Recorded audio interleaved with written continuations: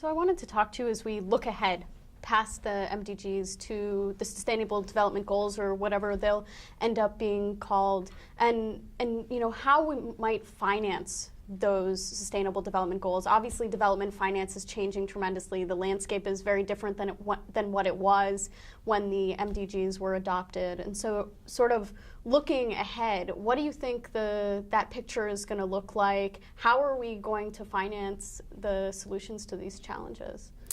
Well, we had massive increases in spending for global health from 2000 to 2010. I mean, if you look at the graph, it was just this massive, almost like a tidal wave of resources coming in, and that's fantastic. A lot of that came through the Global Fund to fight AIDS, TB and malaria. A lot came through Gavi, which has done great vaccine work, and a lot, of course, came through the Bill and Melinda Gates Foundation. So we had a huge amount of public sector resources coming through, and I think that's why we have seen a lot of the gains. But I think going forward, you're absolutely right, and Devex has really contributed to this debate.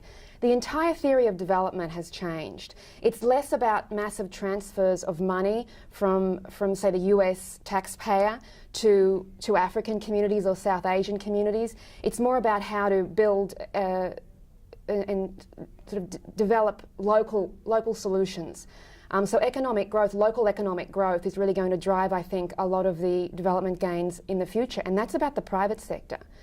A lot of people, I think, forget that the countries where we have our greatest challenges in health are growing relatively well. India is no longer considered a low-income country. China is had phenomenal economic growth and development. Nigeria, a lot of the African countries now are growing very strongly. So the solutions, I think, post-2015, you're going to hear a lot more talk about the local private sector, about how governments really, rather than funding everything themselves, about how they need to be creating the framework for local economic growth. Local entrepreneurship will thrive, and we, the UN community and the big donors, need to support that process, and often that's going to mean a stepping back, which I think a lot of institutions will find difficult and challenging, but it must be done if we're to see the next wave of growth and development. Yeah.